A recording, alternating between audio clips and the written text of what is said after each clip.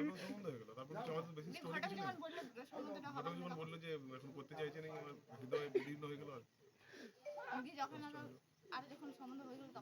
তখন নাচ করছিল। না আমারটা একটু দাও। চুমকি পুরো ক্রেডিট, ওকে তো চুমকি হ্যাঁ বলেছে। চুমকি বললে যে অনেকদিন ধরে কনভিন্স করছিল, বলেছে একদমই না। নিজেই হ্যাঁ বলেছো।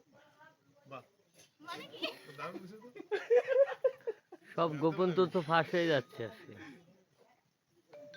কি হচ্ছে কেসটা?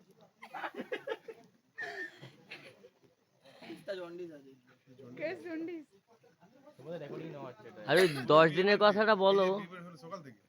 আমি শুধু ক্যামেরাম্যান দেখছি। সারাউন্ডেড বাই 36টা ক্যামেরাম্যান।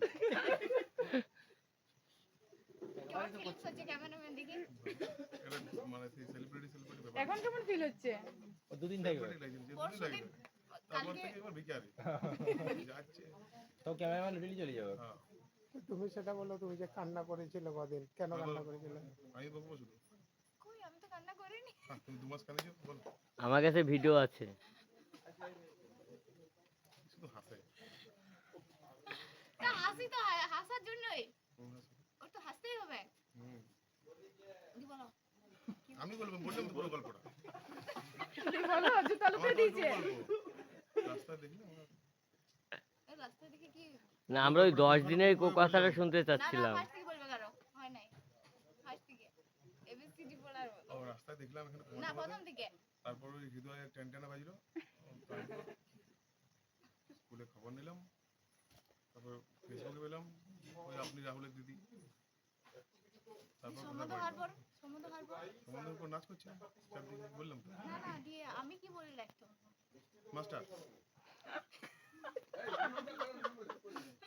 আর তুমি না আপনি আপনি তুই সব খিচুড়ি, আর আপনি তুমি গুলিয়ে তো কোনটা ভালো? সবই ভালো, ঢাকায় কি আছে? কেন তুই বললি কি মনে হয়নি তাতে প্রবলেম নেই, তাতে তো বন্ধুত্ব পারে। তাছাড়া মনে হয় ছোট ছেলের সাথে বিয়ে করছি। বলো কিছু, আমি শুধু বকবো। তাহলে তুমি কেন কাঁদছিলে সেটা তো বলো। কেন কাঁদছিলি সেটা বলো। 2 মাস বিয়ে করতে চাই। আমি চাইছিলাম আমি বিয়ে করতে চাইনি সেই জন্য কাঁদছিলাম। এই 10 দিন মিথ্যে কথা। এই শুনো তখন আসছিল ভিতর থেকে, এখন আর বেরোচ্ছে না, এখন অ্যাক্টিং করতেছে। আচ্ছা তারপর যে বললে যে এখনকার ছেলেরা কেমন, ওই এখন এটা যে কি যেন বললে আমাদের। ঠিক আছে। তো আমি চাইছিলাম যে বিয়েটা কমপ্লিট হোক, তারপর বিয়ে করব।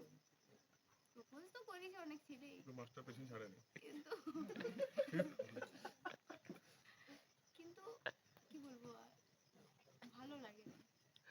মাস্টার এই মাস্টারকে কি বলবি? আমি মানে আমার কথা বলছি। আচ্ছা বলো বলো।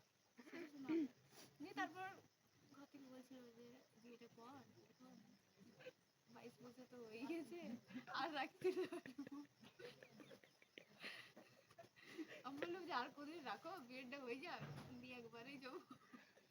বলছে না না আর রাখতে পারবো। তারপরে তখন তো ফেসবুকে আপনি দিকে একটা মেসেজ করছে আমাকে, আমি তো ইগনোর করছিল, কোনো কাজেই দেয়নি। ওর সমস্ত কাজ বাধা ছিল বিফলে এই গেছে। কদিন আগে কাজ ছিল, আজকে বিয়ে হয়ে হ্যাঁ গেছে। এবার তো বাসি বিয়ে হবে। বাসি বিয়ে খাওয়া দাওয়া বলতে আছি। খাওয়া হয়নি। ওদের খাবে আমাদের খাবে, ওনারা খান নাই তো পুরো তো খেতে পাবেন না।